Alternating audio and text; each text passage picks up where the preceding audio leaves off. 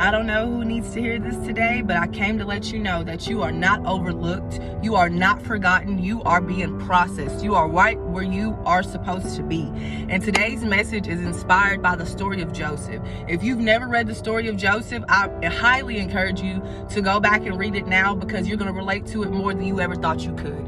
Now, just to paraphrase Joseph's story a little bit, Joseph had a big dream. God gave him a dream, and he had to go through a lot of things before he ever got to the promise that God given him. He was sold into slavery. He was in prison, wrongfully. There was a lot of things that Joseph went through. But the part but in the end, he became ruler over all of Egypt. He was right up under Pharaoh. He got all the power.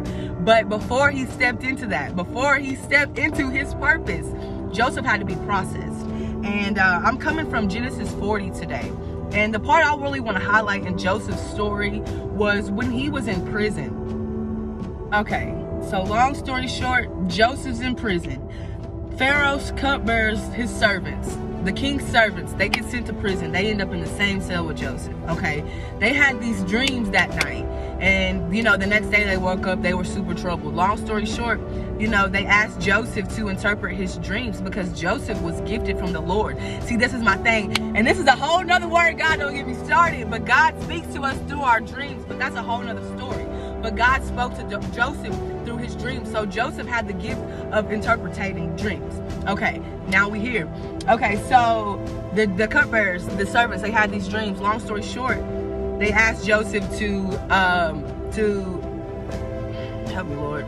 They asked Joseph to reveal what the dreams meant. Okay, so after they told them the dreams, Joseph told them, I'm gonna read the scripture. It says, this is from Genesis 40, chapter 40, verses 13 through 15. It says, within 3 days, Pharaoh will lift you up and restore you to your position as his chief cupbearer. And please remember me and do me a favor when things go well for you. Mention me to Pharaoh so he might let me out of this place. For I was kidnapped from my homeland, the land of the Hebrews, and now I'm in prison, but I did nothing to deserve it. Go back. He said, please remember me and do me a favor when things go well for you. Okay, so the next 3 days happened. Joseph's dream came to pass. The servants, they got let out of prison. That man was put back into the position that he was called, that Joseph said he would. And I'm gonna skip down to Genesis 40, chapter 23. And y'all stay with me, because when I tie this together, you're gonna get the revelation too. Okay, it says, Pharaoh's chief cupbearer, however, forgot all about Joseph, never giving him another thought. And I want to sit on that for a second. Because a lot of us have been in situations, in jobs, in businesses, in relationships, in places where we have felt forgotten, where we have put ourselves into position to allow somebody else to qualify us, and then they forgot about us.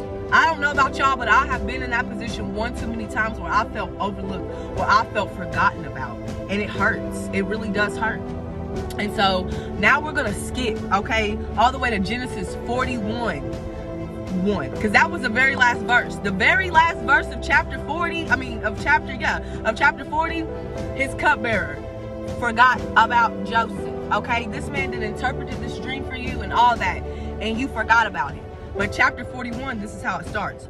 2 full years later, Pharaoh dreamed that he was standing on the bank of the Nile River. Okay, 2 full years later, somebody catch this. It was not until 2 years later where that cupbearer remembered Joseph, where that cupbearer mentioned Joseph to Pharaoh. It was 2 years later. Now, can y'all imagine sitting in that cell for 2 years thinking that somebody was coming for you? I say by day 40, Joseph had given up. I know by day 4, some of y'all would have done gave up. Okay, I can only imagine how he felt, because it was for 2 years Joseph sat in that prison. He didn't do anything wrong to get thrown into prison. So not only is he wrongfully being in prison, but he has been forgotten about when he did something for somebody else. 2 full years, y'all. Somebody catch this, okay? It was 2 full years. So I'm gonna skip on down, because basically what ended up happening here is Pharaoh himself had a dream that he could not interpret it. He called up all the sorcerers, all the witchcraft people, everybody. Nobody could interpret it, Pharaoh's dream. So finally, 2 years later, it clicked to the cupbearer. Oh my God, I forgot all about this. When you sent us to prison, that man in there interpreted our dream, and everything that he said would happen happened exactly like that. Okay, follow me. And that's when he mentioned him to him. So it says in the verse that Pharaoh quickly went to the prison to go get Joseph. He went quickly to the prison. And I'm just paraphrasing, but Joseph ended up interpreting the dream for Pharaoh. And mind you, Pharaoh was the king. He was the ruler of all Egypt. He was the king. He had control. He had all the power. Okay? So, and I'm going to skip down to Genesis 41, verses 41 through 44. And it says, Pharaoh said to Joseph, okay, because this is after Joseph had interpreted this man's dream. Everything he said had came to pass. And this is what Pharaoh said to Joseph. He said, I hereby put you in charge of the entire land of Egypt. Then Pharaoh removed his ring from his hand and placed it on Joseph's finger. He dressed him in fine linen clothing and hung a gold chain around his neck. Then he had Joseph ride in the chariot reserved for his second in command. And wherever Joseph went, the command was shouted, kneel down.